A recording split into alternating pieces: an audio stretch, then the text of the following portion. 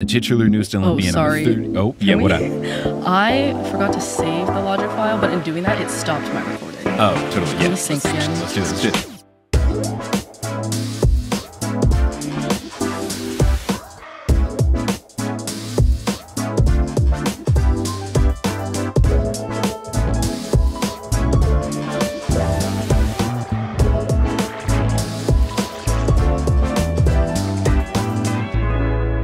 What's good? Thank you so much for tuning in to another episode of The Newest Olympian. My name is Mike Schubert. I'm the titular Newest Olympian. I'm a 32-year-old man who never read the Percy Jackson books as a kid. I read them as an adult because I was determining if society had been sleeping on the Percy Jackson series. I said yes, and now I'm seeing if society has been sleeping on all the other stuff in the Riordan verse. Currently, we're deciding if society has been sleeping on Heroes of Olympus, and I'm on this journey today with a special guest. I'm never on this journey alone. I'm joined by someone who you have heard on the podcast and within the podcast. It's our own editor, Sherry Guo. Sherry, how's it going? It's going well. I've now relocated to Queens from Manhattan. Was I in New York the last time I was on the podcast? Yes, TV show. Yes, TV show. Yes. Yeah, but now I'm a Queens girly. Yes. Hello. Join the Queens team. It's fun. Queens is good. I like it a lot. It's good. There's lots of fun things to do here. So you called dibs on these chapters, I think 35 years ago, roughly. Yes. We will be doing a double feature billing of Sherry where we're going to be doing these two Leo chapters, and then the next episode will be those two Jason chapters. But obviously we can't necessarily get into why yet because that could be spoiler town. But let's get into your history with the Heroes of Olympus books. Did you read them as they came out? What was your story with them? I read the first half, like books 1, 2, and half of 3 as they were coming out in real time, and then bought the 4th and 5th books, but that was like 8th grade and 9th grade, so I wasn't really into reading anymore because reading wasn't cool anymore. So I didn't read those until you started the Heroes of Olympus chapters. And when I was editing, I was like, wait a minute. I actually don't really know the plot of these books because I only ever read 1, 2, and half of 3 a long time ago in like the early 2010s. So I was like, maybe I should just, do a quick read through of these books to make sure I don't like accidentally leave in spoilers. And then I was hooked. I don't know why. Like as a kid, when I read them, I was like, where's Percy? Like who the F is Jason? He is not the same and he is a little boring and I just don't care for these characters as much. And then I was rereading them and it was just, what was little me thinking? Like, these books are so good. My opinion might have changed that they're better than the originals because there's just so much more with 7 different perspectives. I still think the original series has the nostalgia, but yeah, I read these, I think in like April of this year, and yeah, been dying to talk about these. Good. I'm very excited to have you on. I'm glad we're getting you on for a double feature, which will be exciting because there is a lot to discuss, and I feel like the stars just align, as they always do, because a lot of things are not planned. It's usually just what works best in the schedule. And just what worked best in the schedule with trying to get you on versus next guest versus touring and all that kind of stuff. It was like, all right, let's do a double episode here. But it's perfect because we're going to be doing these 2 chapters, which are Leo chapters in quotation marks, but it's all about Jason. So I think it makes sense to have you as the guest to discuss like the things we learn about Jason and then Jason coming to grips with it when he's the narrator the second time around. So I think we should just get right into it. This chapter we will begin with is 35, which is called Leo as well. But where we last left our heroes, we had the big reveal where we've got Thalia coming in with the wolves after we've defeated the bad wolves, and just the realization on Thalia's part that her brother is here and still alive. So this chapter opens with, quote, Leo figured he had the worst luck in the group, and that was saying a lot.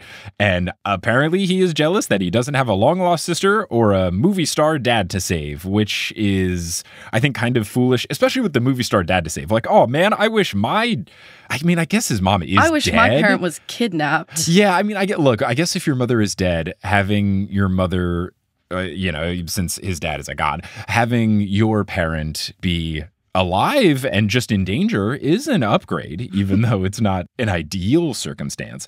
But then he goes on and he says, all he got was a tool belt and a dragon that broke down halfway through the quest. Even if it's just for a couple of days, having a dragon is cool. You also have fire powers. I don't know. I literally wrote, and fire powers and your dad talking to you. Like, it's been all right, Leo. I understand, especially as a teenage boy, but like, he does seem to have the fewest problems going on. Jason is potentially part of some exchange where he might be a peace offering. Jason might die. And he has amnesia. Right, and he has no idea who he is. Piper, her dad might die. Leo, I don't know, like Dirt Woman's here. Like it's not really that tough. So I get his perspective that he doesn't have the coolest stuff, but also you don't have the biggest concerns, which as I've gotten older, that's way better. Just like having a carefree situation is really nice. And, you know, sometimes just not worrying about stuff can be cooler than having cool stuff. Mm-hmm. Yeah, Leo was definitely my favorite when I first read these books. So, like, I get it because I feel like all teens are kind of like, oh, woe is me. Mm-hmm. But now I do kind of also see the perspective of he's a little annoying. Yeah. But I love Leo. All my homies love Leo. Yes. After he says this, he continues to muse as the narrator, saying that he thinks he'll go down as the third wheel in the lore if they retell the tale of this quest. And then he says, quote, if that wasn't bad enough, Leo fell in love with every girl he saw, as long as she was totally out of his league. And then I wrote in all caps, oh, he has a crush on Thalia. Of course. Of course. He then, as the narrator tells us, that he thinks she's way too pretty to be Jason's sister. So canonically, Leo does not think Jason is cute. He says that he wouldn't want to say this to Jason because it would come off as offensive, but he notes that about Thalia, he likes her hair, her eyes, and her confidence. He likes that she's the type that would destroy someone, whether it be in games or in battle, and also just not give Leo the time of day, which apparently is Leo's type. So, all right, Leo, I see you. I see you out there. Not interested in the slightest. Yeah, he wants someone who's going to play hard to get with him. I see. Thalia and Jason just stare at each other, motionless for a bit. But then Thalia rushes forward and hugs him, saying, quote, my gods, she told me you were dead. Thank Artemis it is you. That little scar on your lip. And I wrote, has that been described yet? And then Thalia continues, you tried to eat a stapler when you were 2, which Kelly and I literally this afternoon were taking the beginning steps of baby-proofing the house. It's very early because the little one is not old enough to be moving, but she has started rolling. So, of course, naturally, we're like, well, she'll be walking tomorrow, so we should start putting away the things. So, like, man, leaving out a stapler for a toddler? That's a bad situation. I have never tried to eat a stapler, but I did staple my finger once, trying to figure out how a stapler worked. Okay, well, I guess you learned the hard way. Mm-hmm. Yeah, it's not comfortable. Not ideal. Leo laughs, and then Coach Hedge unironically nods in approval, saying that staplers are an excellent source of iron. Fantastic. I love Hedge. I hope he's around all the time. He's just a great character to have in the background who doesn't say anything, and he's then just once every relief. He's perfect comedic relief. Just once every couple of pages, just does something funny. It's fantastic. No notes. Jason then asks Thalia who told her he was dead, and at first I thought, this is probably obvious. Wouldn't this be Hera? But then as the story continues, then I thought, oh, okay, because we learn who the she really is. Piper faints. Hedge catches her. Thalia sees that she's got hypothermia and ankle swelling, and she's disappointed in Coach Hedge's nature healing abilities or lack thereof. But Hedge defends himself, saying that the only reason she's in this good of a shape is because of him. And he says, can't you smell the Gatorade? Because of his Gatorade mushroom mixture. And I wonder if Gatorade is a brand that translates in all of the translations of the book internationally. Yeah. Feel free, international folks, to let me know. But I feel like Gatorade's a universal enough brand. I can't recall if I've seen it abroad. Yeah, I feel like, the Olympics are international and like Gatorade sponsors athletes. Yeah.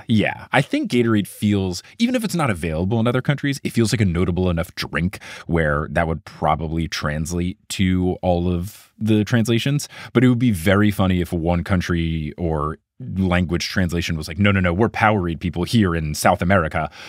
Or like Ramune. Whoa, what's that? Those like Asian like sodas where you like pop a marble. Yes. Okay. Yes. Those are very fun. Man, yeah. When I was over in Japan, there was tons of different energy drink options. And then I know there's definitely other stuff abroad, but I wonder if they've just kept it to Gatorade across. I also like how he's like, you can't smell the Gatorade, as if that's just common sense. In the Percy Jackson world, is that just, is that like Tums or something? Like, does everyone just know that Gatorade is healing? I think it's just Hedge. I think Hedge is the type of person who is so sure of himself in a way, but just so fully convinced that, well, I'm doing things the right way and everyone else is on the same page as me. Just one of those things of, well, clearly everyone knows what I'm talking about and everyone else is being the weird one. Not me. I'm normal. Yeah, me, Coach Hedge. That actually reminds me, I just was in Chicago visiting some college friends and we were playing code names. And when I gave a clue, I was like, this is a little bit of a stretch for sure, but I think it's such an obvious way to connect these 3 really random words that otherwise I don't think I could connect. So the words I was trying to connect were iron, center, and boom. And Iron, my clue was center, and fist, because I was like, oh, like iron fist. And then governments are central, and then they have military, so boom, weapons. And all my friends were like, why would you think we would get that? I was like, it's so obvious. You should play Codenames with me and my improv friends, because when I have played Codenames, me and my friends who do improv, just because you do all of these sorts of games and warm-ups and all these things who are trying to link a bunch of things, we will just get too ambitious. And sometimes it works, but I'll be like, oh, I know something that can like 5 of the words. Yeah. It's just, it can get really messy if I'm playing with normies, with mortals. Yeah, it reminds me of this one clip from Modern Family where Phil is explaining how he remembers people's names. And it's the most random connections. And he's like, yeah, obviously your name's Carl. I love it. I need that. I'm so bad with names. I'm so bad. I know the name and I lack the confidence to do it because I'm just so terrified. Yeah, I'm good with faces. And I'm like, yeah, it's tough. It's tough. Anyway, Percy Jackson. So Thalia looks at Leo with a glare that he thinks is accusatory and orders him and Hedge to take Piper to Phoebe, who apparently is a great healer. So Phoebe's Phoebe, back. finally getting some love. We're learning. Yeah, she's back. We're learning more about Phoebe. Let's go. The Phoebe lore expands. Hedge wants to stay, but Leo realizes that Jason and Thalia need some time to catch up. And then I just wrote in my notes in all caps, we better not miss this. I know. If this is a Leo chapter, is he going to be outside and then 5 minutes is going to go by and then Jason and Thalia are going to say, oh, well, we caught up. And then chapter's over. I was so stressed. I was so stressed. But then Hedge carries Piper out. And just as Leo is about to follow, Jason asks Leo to stay back. And I love this both selfishly for me and also for plot purposes, because one, now we get to hear the story, but then on the flip, Leo can tell that Jason wants support because he's scared. So this is really nice from a friendship perspective, especially because in these couple of chapters we've been covering recently, the jealousy that Leo has towards Jason seems to be ramping up. So for Leo to be able to see, oh, no, this guy kind of wants me around. I'm a good vibes person. I'm a glue guy. He doesn't hate me? Ooh, he does kind of need me. Look who's cool, Leo Valdez. So I love this a lot. Thalia looks displeased, though. She doesn't look like she is loving it. The three of them sit by the fire in silence for a bit until Leo breaks the silence by asking if the no dating hunters rule is eternal. Hey, Leo, I know you're the fire guy, but maybe have a little bit of chill. Come on, man. This is probably the worst way you could have broken the ice. Truly horrendous. And then he does say a line in a little bit that is somehow worse. But what we get here from the narrator is, quote, Thalia stared at him as if he just evolved from pond scum. Yeah, he was definitely liking this girl. So look, we see Leo's got a type. He really enjoys the hard to get, push me down, make fun of me. Frosty. Yeah. So look, power to him. I could not handle that. I could not handle that at all. I have no chill when it comes to those sort of relationship things. I was bad at all sorts of like, where do we stand sort of things. I'm just the kind of like, okay, cool. So where are we at? Like, I need to know. I can't play the guessing games. I hate it. I get so squirmy. I will avoid and just leave. Take myself out of the equation. I will just second guess forever and spend 38 years crafting every single text message and wondering, too many exclamation points, too many emojis, too many commas? Is it going to be weird that I'm using a semicolon here? It is the correct usage. Is but is she going to think I'm weird? Too much? Yeah. Is she going to notice that I used the proper grammar here? Am I going to seem like a nerd? Am I trying too hard? Jason kicks Leo in the shin and tells Thalia that Leo was just trying to break the ice. And then he asks, what happened to our family and who said I was dead? Thalia asks Jason if he really forgets everything.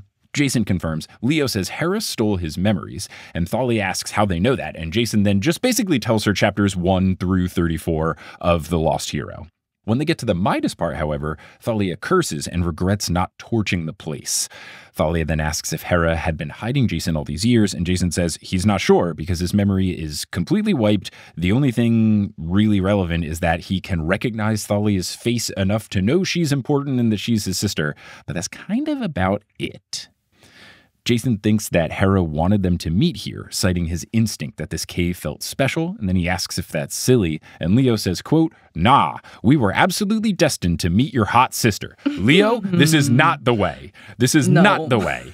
I know you're a teenager. She turned you down already. Yeah, like, there is no circumstance in which any person, like this is the equivalent of like a cat call, where I don't think any person is going to go, oh, someone yelling things at me from across the street? Let me go talk to him.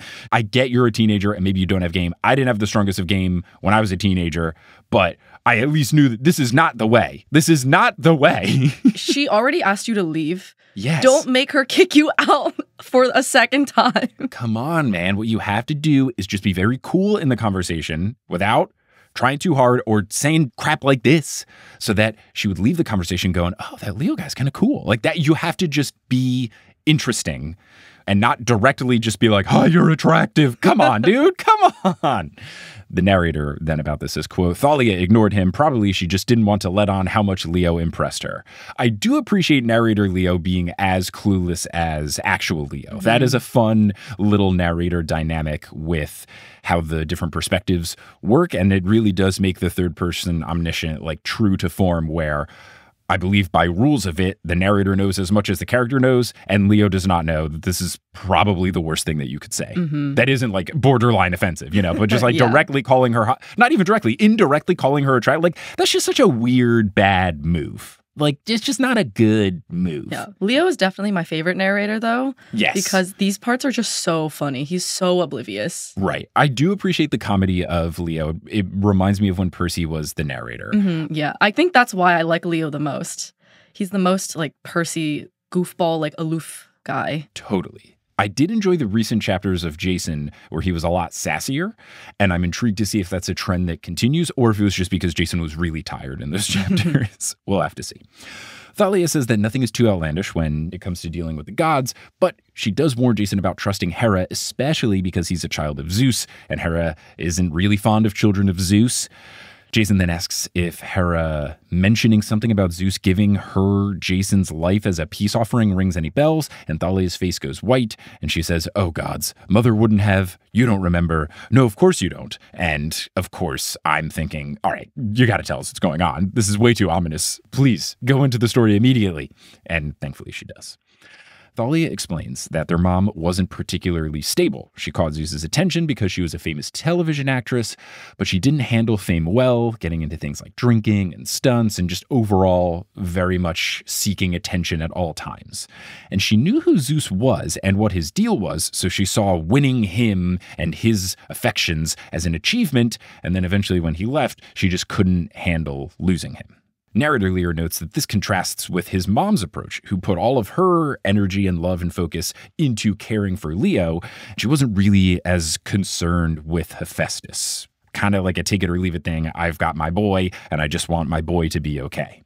This makes Leo really not jealous of Jason in this regard, because in addition to this, at least he does have memories of his mom. Yes, she's gone, but at least they had good times, and he can remember them and look back fondly on them.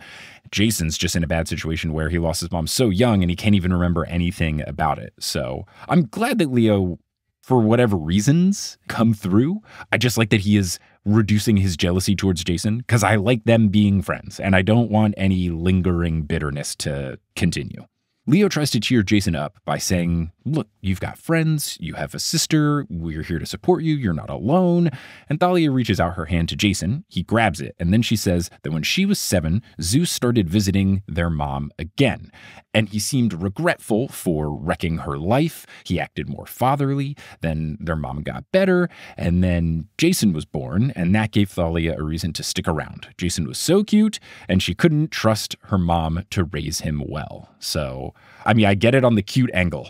My little one is so adorable that I want nothing but the best for her. She's objectively very cute. Apologies to everyone that can't see how cute she is, because I care about protecting her identity on the internet, and I always put emojis over her face, but trust me, super cute. It is a valid enough reason to want to do right by a baby, and that they're very cute. Not that ugly babies aren't valuable, but when they're cute, it's just like, oh no, don't be sad. You're so cute. I like when you smile. Don't frown, don't cry. Zeus eventually stopped coming by. Thalia thinks it's because their mom kept asking him to take her to Olympus, or to make her immortal, or to use magic to make her stay pretty forever. And after he left, their mom continued to decline and just kept going down and down and down. Monsters then started attacking Thalia, and their mom blamed Hera because 2 children from the same family was insulting. And I knew it. This is something I thought earlier when we had the reveal of, oh yeah, Hera's gotta especially hate the Grace family because 2 times with the same woman. Oh no. Ugh. So I totally understand. Especially Zeus being someone who's known for having just so many flings, never going back to anyone. 100%. So I can totally understand why Hera would be especially angry. And their mom said that she didn't even want to name Jason, but they settled on that name because Zeus did it to try and appease Hera because she liked that name. So this feels all very intentional. We don't get the answer to it in this chapter, but I feel like we're going to have a situation where it's like the Hera good guy flip version of the dirt woman to Leo thing, because we had the whole Medea dirt woman thing happen because Medea recognized Leo's potential and then brought that up to dirt woman, and then dirt woman decided, I got to try to nip this in the bud because he's going to be the most important of the 7. I wonder if the Hera thing is a flip where she understands like this kid's going to be important, so I need to get him on my side so I can save him so that I make sure that nothing bad happens to him before his prophecy time comes when he turns this age. So that was my original thinking of what is going on with Hera and Jason and all that. You think she took him to like hold him until he was like the right age, kind of like what Hades did with Nico? Yeah, I think it's you have a big thing that I need your help with, but it's not for a while, so I got to make sure you're safe. I don't want you to just randomly die from a minotaur attacking you on your way to a camp or anything. I don't want you to accidentally stroll into Krusty's and bounce on a waterbed and then yoink. So I think it's like a protection. I need you for this prophecy. I know what the fates are weaving, and I need you. So that's my thought right now, but we'll have to see. Leo feels like he really shouldn't be here for this conversation, but it does feel like he's getting to know Jason, and he enjoys getting to know his true backstory as opposed to the 4 months at wilderness school where he just thought, oh yeah, we're friends, and it's all these fake memories and stuff. So I like that, and I also kind of feel like, yeah, this is getting pretty personal. I don't know that you need to be here, Leo, but look, I wonder if that was an intentional thing with Rick or if he was just writing the story and he was like, oh, we've hit Leo. All right, He's well, like, okay. I didn't plan the chapter rotation the best way for this really deep family moment. Yeah. But I don't know, maybe it was, but it works. It works out. I do appreciate that we're not going to necessarily sacrifice the plot just because the narrator doesn't line up well. And I don't know what's going to happen in the future books, because in theory, we should have a situation where we have all 7. So if the 5th book is just alternating between 7, we can't, have a situation where if something important is going to happen to Nico or whoever, we can't be like, well, we got to wait for a Nico chapter. If it gets to be more than 3 in a book,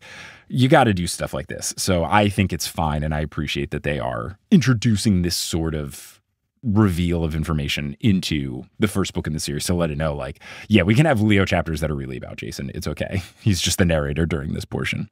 Leo asks the 2 of them how they got separated. Thalia says that she would have done it all differently if she knew that Jason was alive, but here's the story. When Jason was 2, their mom took them on a road trip vacation. They drove up north to a park in the wine country, which I'm thinking, all right, Bay Area, relevant Napa. to our, And then Thalia found this odd because their mom never took them anywhere. And also, on top of this, her mother seemed especially nervous. So they approached a big building in the middle of the park, and then their mom asked Thalia to get the picnic basket out of the car. And obviously, this feels like Wolf House. Thalia didn't want to leave Jason alone with her, but she thought, it'll just be a few minutes. And I feel like if there's any moral to this book, it is don't leave a child alone for a couple of minutes. That's been a bad situation with Leo and his mom, been a bad situation with Jason. I feel like this is a nice, important time for me as a new dad to read this book, which is I should never leave my daughter out of my sights. Stay vigilant. Always be looking. So when Thalia returned from getting the picnic basket, her mom was kneeling on the stone steps, hugging herself and crying. She said that Hera claimed Jason and he was as good as dead. Now, Thalia earlier had said, she told me you were dead. As good as dead is not dead. I don't think that's a good enough reason. Like, maybe we're giving Thalia the benefit of the doubt. Maybe something else happened. We learned in a little that she looked everywhere for Jason or whatever. But as good as dead is not the same, Thalia. So I don't really think it's great that you were just thinking like, oh, well, He's gone. Oh, no. What can I do? Yeah, but let's see how it continues. Thalia had no idea what happened, and she was worried that her mom had fully lost her mind. She apparently looked around everywhere for Jason. Her mom had to drag her away. She was hysterical, trying to find him. And days later, Thalia, called the police, and they questioned her mom for hours. Thalia and her mom then argued about the situation a lot, and Thalia eventually ran away, and this was the final straw, losing Jason. She never returned home, even when her mom died a few years ago. She never told anyone about it because it was too painful, or because Rick Riordan had not come up with the idea yet. But either way, so it's tough. I mean, I wonder exactly how long she was looking for him, what exactly her mom said. I feel like there was probably the impression that Jason actually was dead, or at least it was a hopeless situation. But also, I don't know, she was also 7, so like, what are you going to do, right? Like, she was so young, so I don't know. It's tricky, it's hard, but I wonder exactly what made Thalia think like he's for sure dead, as opposed to he's missing, he's in a bad situation, whatever. Jason then relays that Chiron knew, citing the "you should be dead" line, and Thalia thinks that that's odd because she never told him. And Leo says they're lucky because now you can get to know each other, and Thalia agrees, and also adds that she thinks it's wild that Jason and her are the same age now. And I guess, like, they look the same age, and this will immediately be irrelevant starting next year because she doesn't age anymore, yeah? Yeah.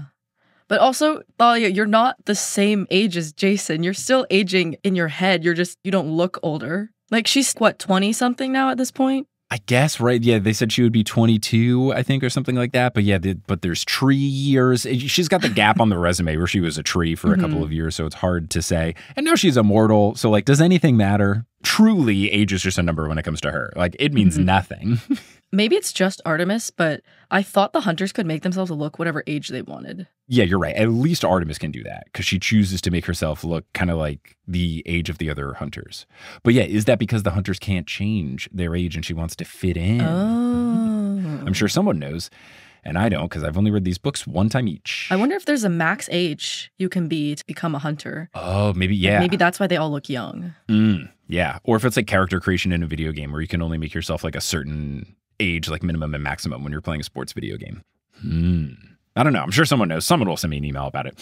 Jason is still worried about where he has been all this time and where all this Roman stuff came from. And I had actively been wondering the same thing because it does seem like it went kind of quickly to Chiron said he thinks I should be dead. Thalia saying that doesn't make sense. And then Leo's like, hey, but you guys are friends now. And then Thalia's like, yeah, we're the same age. How fun. I was like, whoa, hold on. We have not addressed that Jason just like went missing for a long time. We don't actually know your backstory. Right. We know your like origin story, not the backstory. True. I do think it's funny that it does seem to run in the Grace family, that you just kind of have a big gap where you don't know what's going on. Thalia, a tree for a while. Jason, for a while. So maybe he'll get that filled in. I'm sure he will by the end of the book. Thalia asks what Jason means by the Roman stuff. Leo explains that Jason can speak Latin, he calls the gods by their Roman names, and he has Roman tattoos. And then he also explains the Boreas turning into Aquilon thing from earlier, Lycaon, or however you say that name, calling Jason a child of Rome, and then the wolves backing off when Jason spoke Latin to them. Thalia mentions that Zeus sometimes spoke Latin during his second stay with his mom. She again brings up that he seemed different and more formal, so I don't know what this means. This does lead Jason to ask if Thalia thinks that he was in his Roman aspect during that second visit, and that's why Jason thinks of himself as a child of Jupiter. Thalia says it's possible, but she's never heard of anything like that before, and it also doesn't explain how Jason survived, because monsters should have been drawn to him, and he couldn't fend them off alone.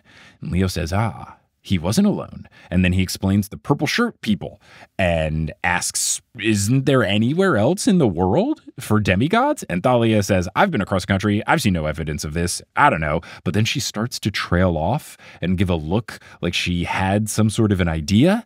And then she instead says that she wants to talk to Artemis for guidance about this. Very interesting. Very, very interesting. I don't know what's going on here. This is like perfectly vague enough where I'm just like, I know something is up, but I have no inkling as to what is up. Trapdoor intact. Jason is shocked that Artemis is still talking to her, given the whole Olympus is closed thing. Thalia says that Artemis plays by her own rules. I would also like to use this time to clarify something that was kind of a goof in the episode that came out recently. We're recording this on August 14th. On the episode that I did with Red from Overly Sarcastic Productions, we had said that Zeus had failed his oath by shutting down communication. And some people pointed out, and then I did reread the book, or at least the portion of book 5 where the promise was made. The only promise, or at least the only thing that Percy demanded they do, was claim their kids. And they have continued to do that. I thought that not ignoring them was part of it too, but that was just a thing that Athena said after. Athena said, yeah, ignoring our kids has been unwise and we should stay in communication with them going forward, but it wasn't actually part of the promise. So weirdly, all of my critiques that I said in that episode are instead compliments, because I said, oh, what would be better is if they did the bare minimum and it blew up in their face. And that is exactly what they're doing. So Rick Riordan, you're a great writer, and I have no notes for you because clearly any of my negative notes that I have were actually things you were doing and I misunderstood. But also it's a very Zeus to be like, but you see the fine print. Correct. Yeah. It seems like a lot of the gods do that, because didn't we get that with like the, oh, you didn't make me swear and the river Styx kind of thing earlier? Was it Hades who did that? Yeah, it just feels like these are the kinds of people who are like cross their fingers behind their back when they make a promise and say, oh, I didn't, So I think it tracks. They're like landlords. Ugh. Don't even get me started. I recently had to argue with my old landlord about getting my security deposit back on the same email chain where she told me she would and all these other things. And I was like, hello, I'm emailing you on the same email chain about all of these things. I've gotten very good at writing a politely angry professional email. It's something you really got to utilize. Thankfully, I have worked myself into an employment situation where I don't really have to do that as much now that I'm just like fully independent. Like, I don't know. It's just like sponsors and my ad people who I do like official emails with. Everything else is like good vibes. So I have a lot of good vibe emails now, which is nice. But yeah, being able to toe that line, it's tricky. It is an important skill. I feel like they should teach it in business classes, because like I had a business minor and just like sending emails was like one of the chapters in my business communications class. Like it was really important and it was really helpful to know how to structure it, all that kind of stuff. I would have appreciated one day of lesson being, here's how you are stern to let them know you're upset, but not unreasonable and angry to where, but look, I think you've got it, especially if it's in the same thread. Oh, it's so good to be able to send someone a screenshot from the past where they've contradicted themselves. Oh, so powerful. So powerful. I included multiple screenshots in this email. Yes. And then she was like, oh, I'm not going back on my word. I just, there's too many people to remember. Classic. Yeah, landlords suck. Anyway, Percy Jackson. So Thalia says that Artemis thinks that Zeus is being whack. So the list of people thinking that Zeus is being weird continues to grow. Hera, Hephaestus, Artemis are all like, I don't know what's going on here. Artemis told them to follow Lycaon in search of Percy. Leo asks how Lycaon fits into all of this, and Thalia says, we still need to find out, but you all got to talk to Aeolus. And then her wolf, who had yipped earlier saying we got to go, yips again, which is basically like the mom doing I've counted to 10. Like, honey, we're leaving. So the wolf says, we got to get out of here. Thalia says, okay, I got to go. We can't lose the hunter's trail, but let me take you to Aeolus first. Jason says, no, you don't have to. And Thalia insists, saying, look, I haven't had a brother for years. If we stick around for just a couple of minutes more, you won't be too annoying. And that's the end of chapter 35. I have retitled it as I Write Sins, Not Prophecies, which is a twist. I just needed to get a punk rock chapter title in there for the Thalia chapter. Do you have a retitling of chapter 35? Mine was Third Wheeling a Family Reunion, because it's Leo's perspective. Yeah, that's smarter. That's really good. I love that. That's fantastic. Cool. Well, we'll take our break here for the Lost Euro, and then we will get into chapter 36. Hello and welcome to the Lost Euro Shubio edition. I am here once again in the Shubio to discuss some things that are going on with the podcast. We've got some fun stuff coming on, so let's do those updates. Thank you to everyone who came out to the recent live shows, and shout out to people who have already bought tickets to the upcoming live shows. And here is your reminder that we've got some shows in September in the near future. If you want to come through and see TNO live, we've got a show in New York City on September 23rd. That will be kicking off our coverage of Son of Neptune Neptune. So if you want to see a live show about the first 2 chapters of Son of Neptune and you want to go to New York, or you live in New York and you want to see it, you can get tickets at thenewestolympian.com/live. And then in Vienna, Virginia on September 26th, we will be doing the next set of chapters. Johnny Frolickstein will be the guest for at least New York and possibly Washington, D.C. So if you like Johnny, you should come through. And if you don't like Johnny, what's wrong with you? He's so lovable. We also then have a bunch of other shows throughout October and November in various cities. And if you want to check out where we are coming, head on over to thenewestolympian.com/live. Some shows are at risk of selling out. So if you're thinking about it, I would say come through. It will be so much fun, and secure your tickets. I am also looking to see if I can get the New York live show streamed,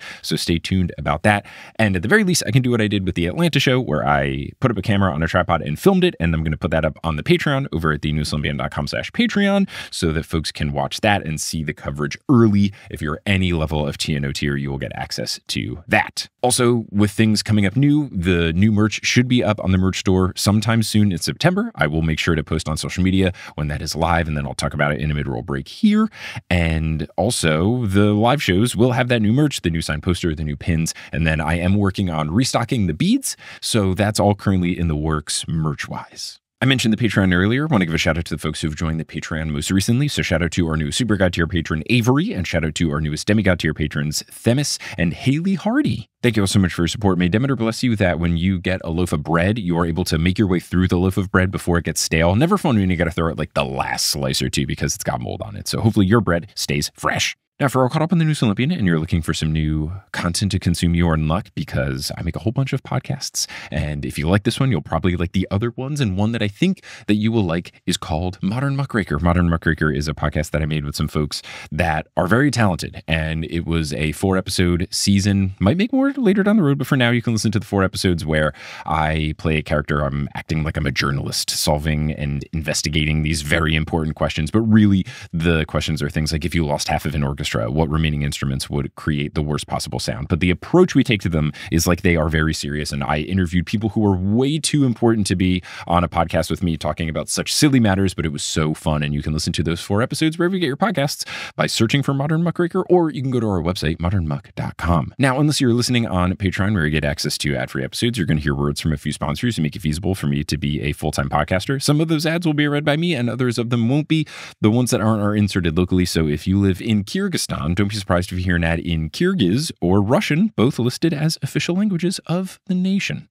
But once those ads are complete, we'll get back into this episode of The News Olympian. This episode of The News Olympian is brought to you by Fabric by Gerber Life. Now, one of the cruxes of the Heroes of Olympus series thus far is that Zeus is being a bad parent. Now, let's say you want to be the opposite of Zeus. You want to be a good parent. What's something you could do? You could help invest in your child's future. And what is one way that you could do that? You could use Fabric by Gerber Life. Fabric by Gerber Life was designed by parents for parents to make it easy to plan for and manage your family's financial path. With a kid's investment account from Fabric, you can start investing in your child's future today. Now, obviously, it doesn't take a parenting expert like me to let you know that when your kids are minors, they can't invest.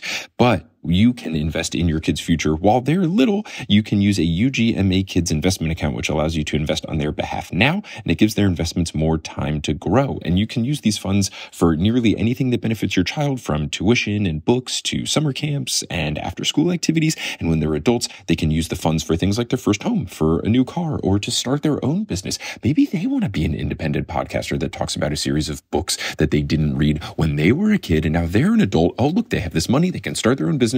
They can be just like me, Mike Schubert. You can get started investing with as little as $1 a day, and then you can manage your child's account and monitor their investments all from your phone. There's no contribution limits. There are tax advantages, and they are SIP insured up to $500,000. There's no commission fees. There's just a low, flat monthly maintenance fee. Join the thousands of parents who trust Fabric to help protect their family. Start investing in your child today at meetfabric.com/newestolympian. That's meetfabric.com/newestolympian, MEET fabric.com/newestolympian. This is a paid promotion for the Fabric UGMA product and not for investment advisory services. Portfolios managed by Fort Washington Investment Advisors Incorporated. Custodial services provided by Apex Clearing Corporation. All investment is subject to risk. Terms apply. Learn more at meetfabric.com. So if you want to be an anti-Zeus, check out Fabric by Gerber Life today.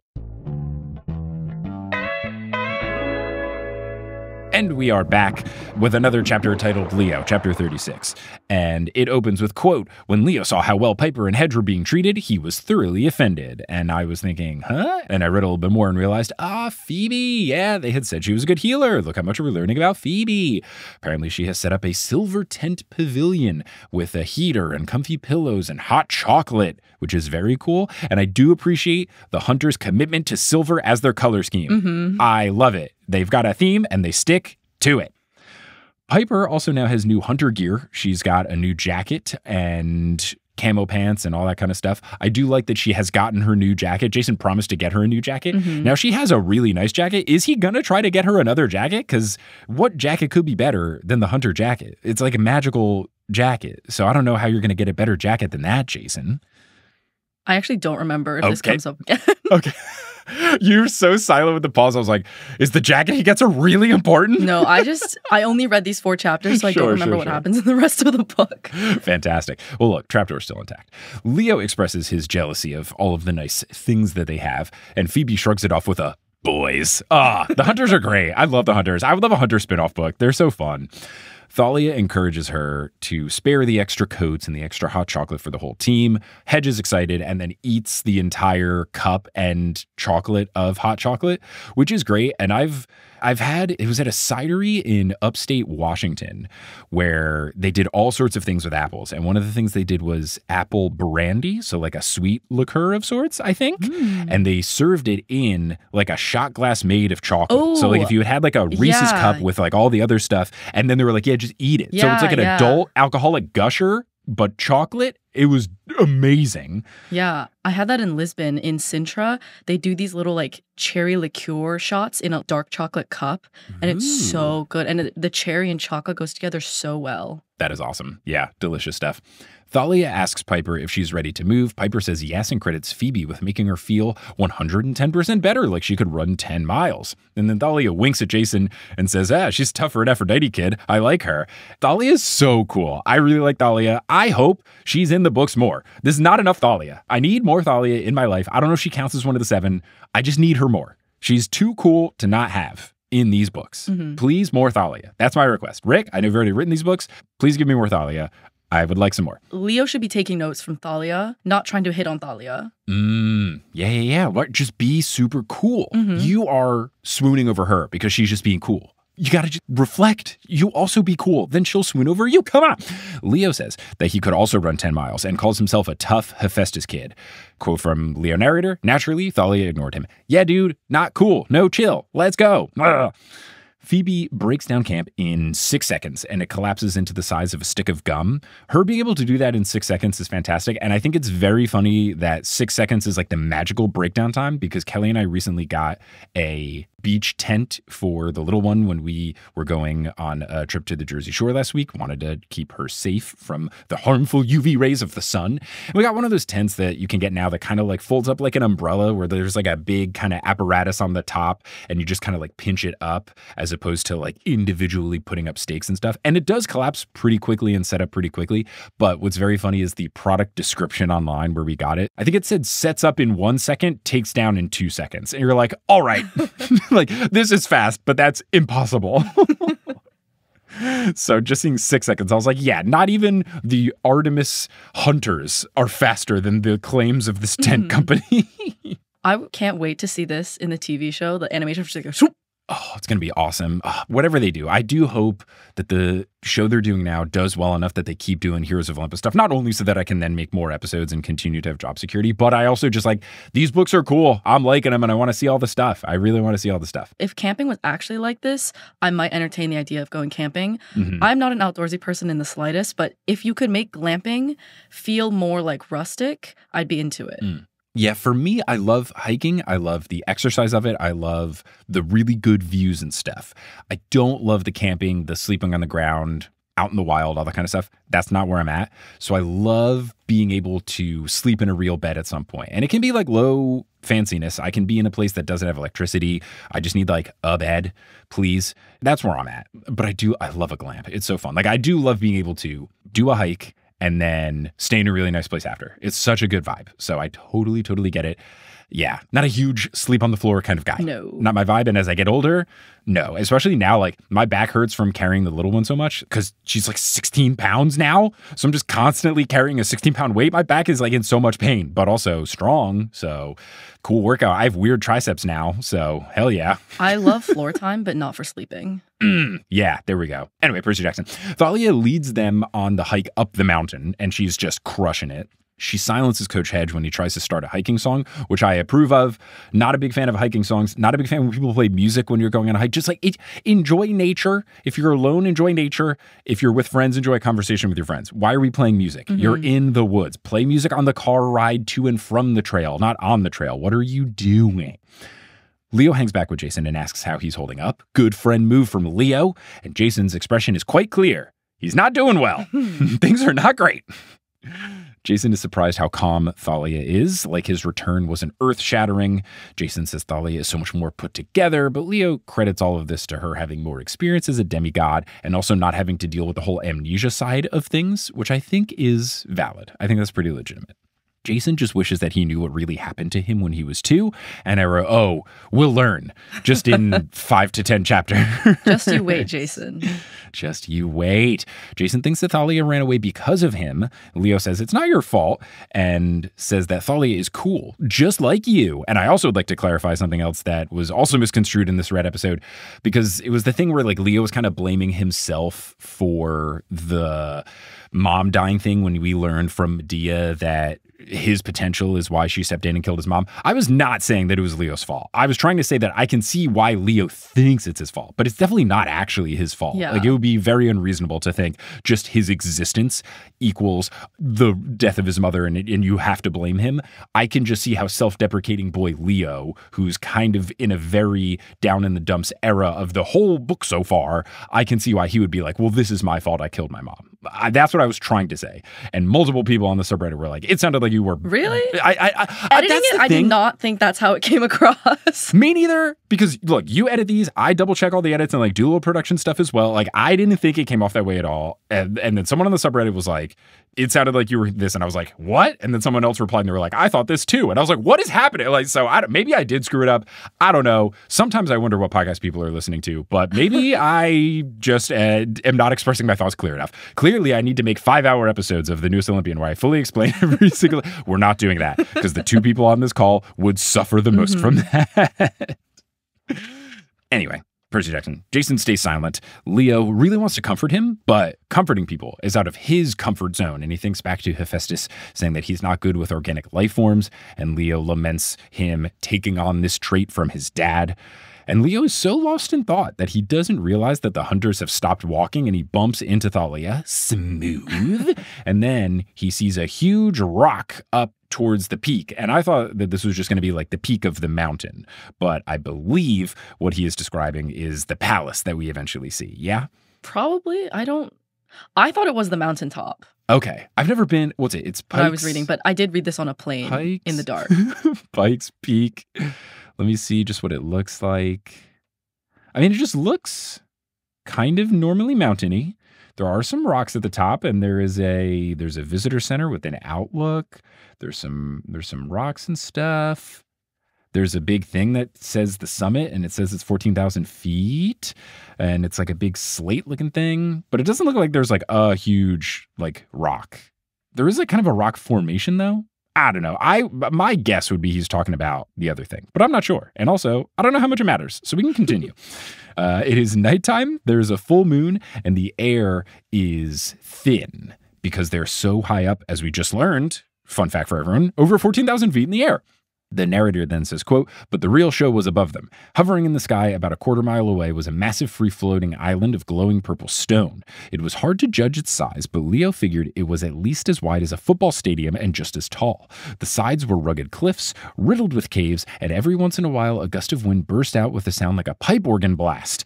At the top of the rock, so yeah, I think so. At the top of the rock, brass walls ringed some kind of a fortress.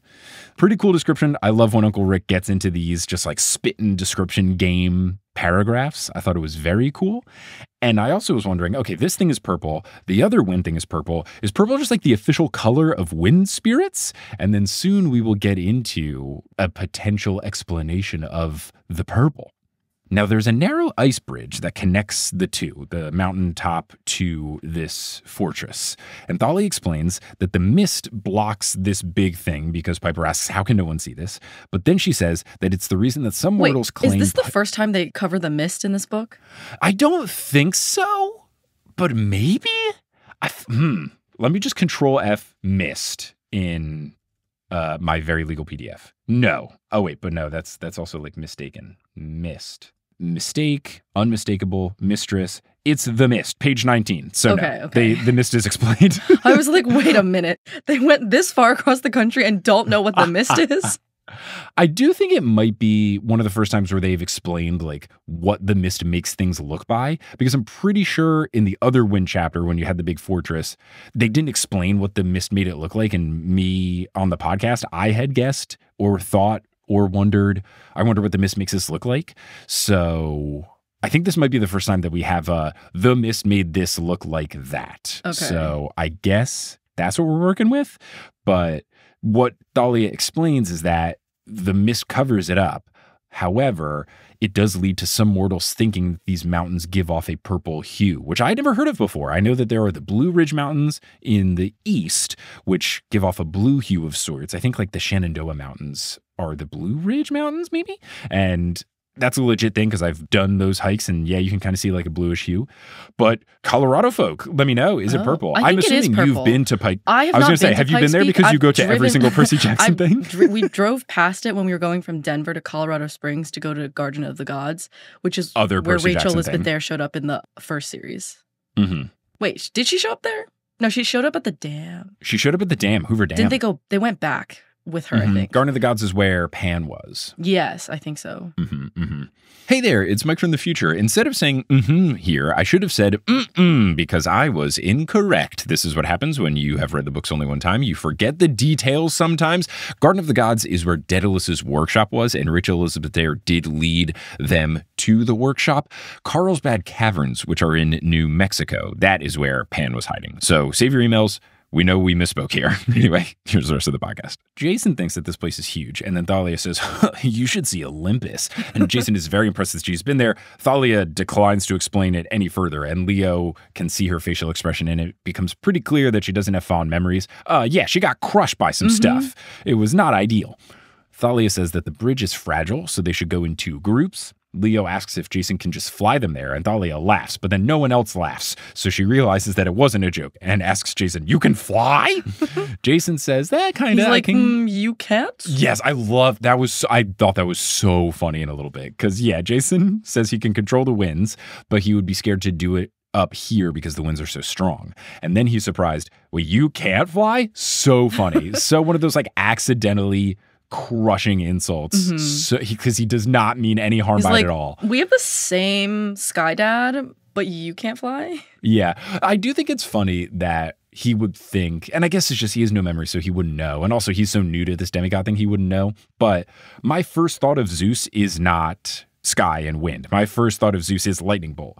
So you would think that the given would be everyone's got lightning bolt powers, and then maybe sometimes people can do wind stuff. Kind of like Hephaestus, we can all tinker and stuff, and then also fire maybe too. Like, it feels like the secondary power, and it could just be Jason not really knowing. But it could just very much be him being like, oh, well, clearly all children of Zeus, can do lightning stuff, and they can also fly, and they have coins that turn into swords and or spears, javelins, whatever. What's the difference between a spear and a javelin? Is there a difference? Let's Google it.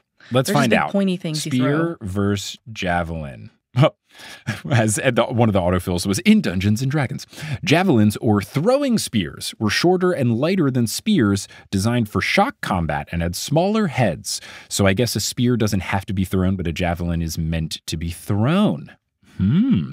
Now I'm also getting a suggestion for a TikTok, which I won't open because Viner True and True, where the caption is, should a javelin be used like a spear in an emergency?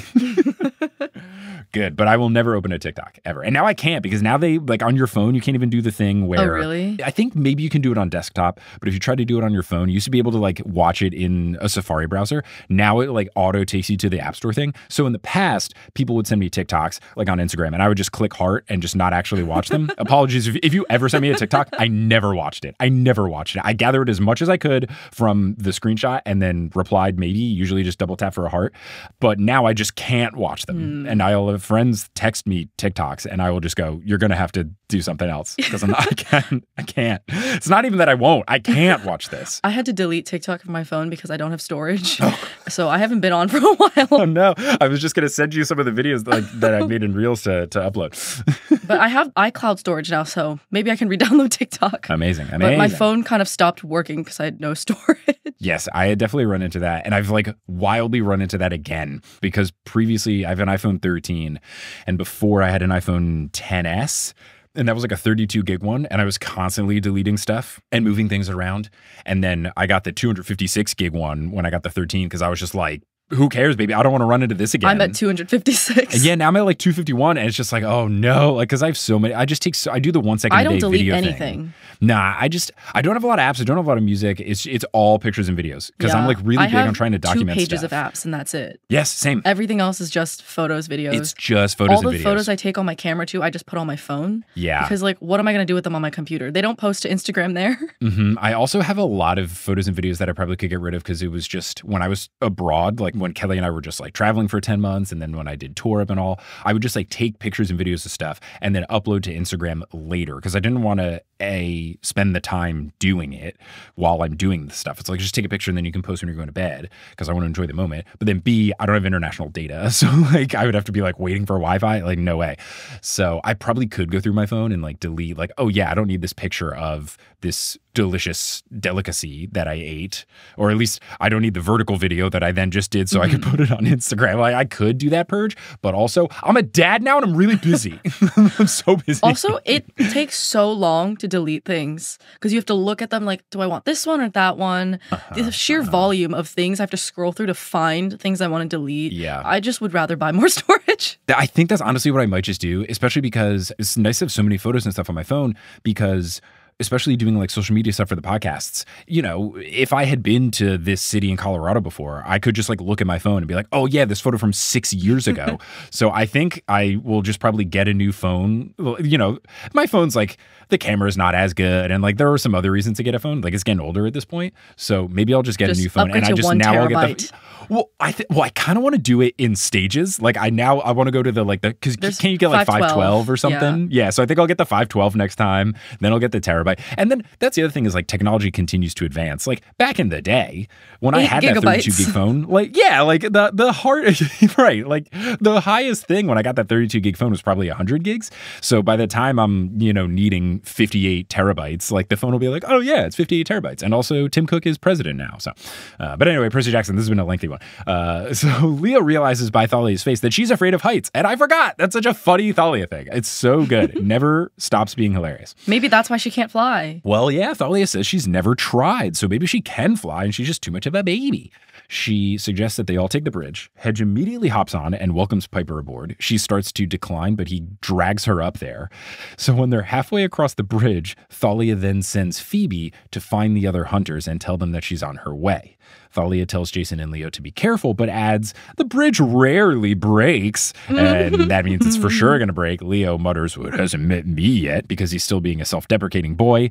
And then, of course, the next sentence after a page break is, halfway up, things went wrong. And of course, it was Leo's fault. So this feels like it could have been another chapter, but you can't have 3 chapters in a row. But this felt very much like a opening of the chapter line. And honestly, the next chapter we do is so short that I was surprised that they didn't just like end it here and then combine the end of this chapter with the next chapter and then just make it all from Jason's perspective. Yeah, because also the next chapter's kind of like just there. It's just like nothing happens. Yeah. Like it's so uneventful that I was like, why is Sherry calling dibs? The next chapter must slap.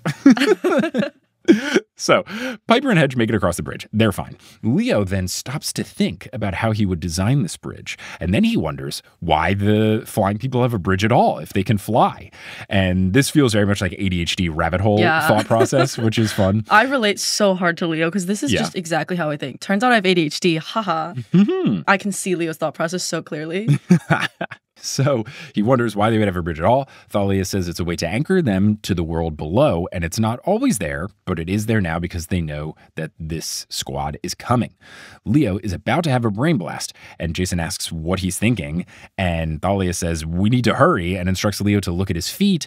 And Leo had said this thing of, he's getting so excited. It felt like his temperature was rising in his body. He had started to think of this big thing. But Leo's temperature is literally rising, and he's starting to melt the bridge. He is on fire. Yep, truly. He then gets into his brain blast. He asks Jason what Hera called him in that dream, a bridge, right? And then he says, quote, if Jason is a bridge, what's he connecting? Maybe two different places that normally don't get along, like the air palace and the ground. You had to be somewhere before this, right? And Hera said you were an exchange. And then Thalia's eyes widen. Jason asks, what are you talking about? Thalia says that Artemis sent her here for a clue about Percy, and she thinks Jason's story and his backstory is that clue. And now I'm wondering, oh no, is the exchange Jason for Percy? Is that the trade? That would suck. I would not like this. Leo continues, asking what Jason called that building, the Wolf House, and Thalia freaks out that Jason didn't mention that earlier as the place where Hera is being kept. Jason asks if she knows where that is. Of course she knows where that is. What do you, that would be ridiculous if she didn't. Oh no! Huh? Imagine if that was Thalia. Oh no! I've heard of that place before. Yeah, I've heard it's evil. I don't know anything else about it. I've heard it somewhere. And then, of course, the bridge starts to break. And of course, Jason and Leo are on one side of a 30-foot chasm, and Thalia's on the other. I love this. I don't care. This is perfect. I love when the book does the book thing. You have to do this, and I love it. The melting is continuing, so they have to go their separate ways. So Thalia just yells at them to go find where Piper's dad is and says that they should save him. Thalia will take the hunters to the Wolf House and hold things down there until they arrive, saying you can do both. And as the time optimist here, I'm so excited that they're going to try to cram everything in. I love it so much. Jason asks, where is Wolf House? And Thalia says, you know where it is, little brother. And just say it. You know what's shorter than saying this little pep phrase?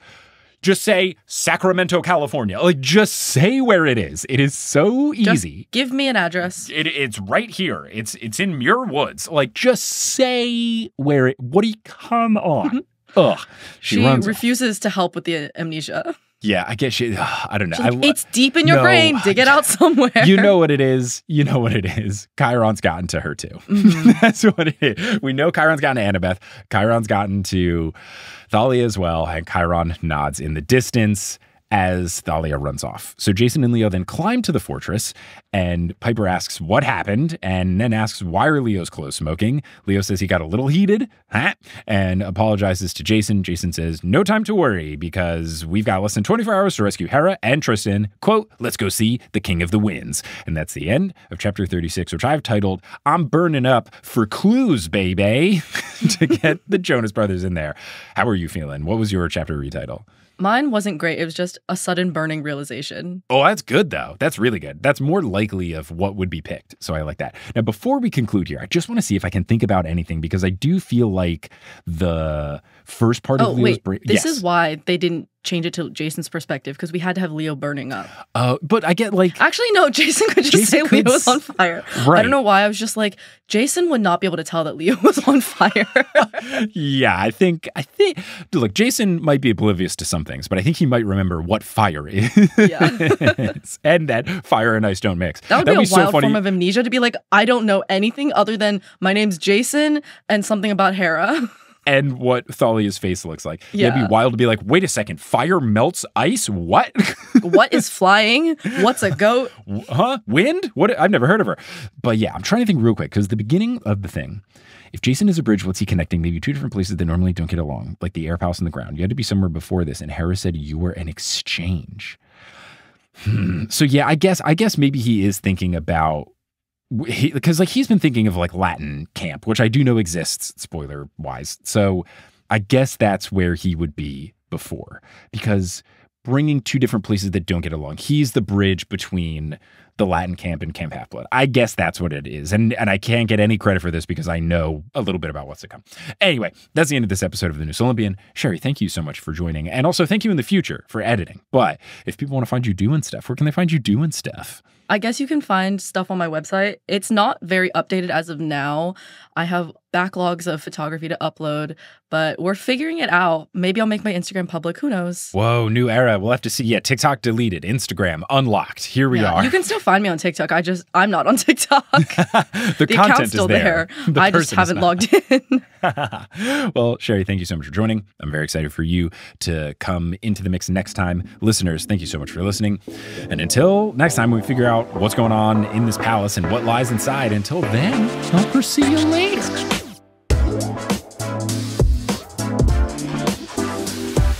Hello. Thank you so much for listening to this episode of The Noose Olympian. This podcast is created, hosted, and produced by me, Mike Schubert. I also run the social media and the website. Our editor is Sherry Guo. The music is by Bettina Campamanes and Brandon Google, and the art is by Jessica E. Boyd. If you can't get enough of the podcast, you can get involved in a couple of different ways. First, you can support us on Patreon, where you get bonus content. You can go to thenooseolympian.com/Patreon. You can also find us on social media. We're at Noose Olympian on Twitter, Instagram, and Facebook. You can go to our website, thenooseolympian.com, to learn more about the show. You can check out live shows that we've got coming near you at thenooseolympian.com/live. You can check out our merch page at thenooseolympian.com/merch. That's also where the TNO coffee lives. And for community stuff, we have a subreddit where you can chat with folks, reddit.com/r/thenooseolympian. And we also have the Discord, which is accessible to all folks on Patreon. Speaking of the Patreon, I want to give a shout out to our folks producing at the highest tier, our producer level patrons. Shout out to Kelsey Gillespie, the Damn Steam Nuggets, Vicky Garcia, Veronica Bartova, Frida Vikstrom, Megan Moon, Craig McRoberts, Taylor Payne, Sabrina Balsiger, Boney Pony, Polly Burridge, Nikki Harris, Tatiana Schmidt, Sandra Rose, Josh Sayer, Josh Wilkie, Abby Ryan, Ashton Gabrielson, Marco Redhouse, Sam Reeby, Riley Kiddes, Mrs. O'Leary, Milo Kim, Sandkopf, Julia Kendall, Rike, John Drillsma, Rayla Matthews, Sky Mallory, Persasabeth, Aiden Parziani, King Bastion, One Damn Distraction coming up, Ginger Spursboy, A Cup of Solace, Meg Roy, Bradimus Prime, Skylar Sisters, Scott Sheldon, Sophie, Natanya Page, Ann M. Thayer Cohen, Finley McLeod, Sarah Elise Arnson, Bella, Hayden Neal, Percy Jackson, Han Haley Hingleheimer Schmidt, Catherine Sloan, Jessica Phillips, Haley Mary, Jim Jam Koopy, and Kitka Crumbs. If you want to help out the show in a non-monetary way, word of mouth helps the show so much. Whether you post about the show on social media or you reach out to someone directly, someone who you know is a big Percy Jackson fan, or someone you've been trying to convince to get into the Percy Jackson books, saying, hey, there's this podcast. It's called The Noose Olympian. It's really good. You should check it out. Also, you could leave the show a rating and review on whatever podcasting app you're using. Whatever you do to spread the word of the show really does help. I'm appreciative to anyone who has done it in the past, and I'm appreciative to anyone who will do it in the future. But I'm just so thankful that you tuned into this episode, and I hope you tuned into our next episode, where we'll be joined by Sherry Goa once again, but this time we'll be breaking down chapters 37 and 38 of The Lost Hero. But until then, I'll Percy you later.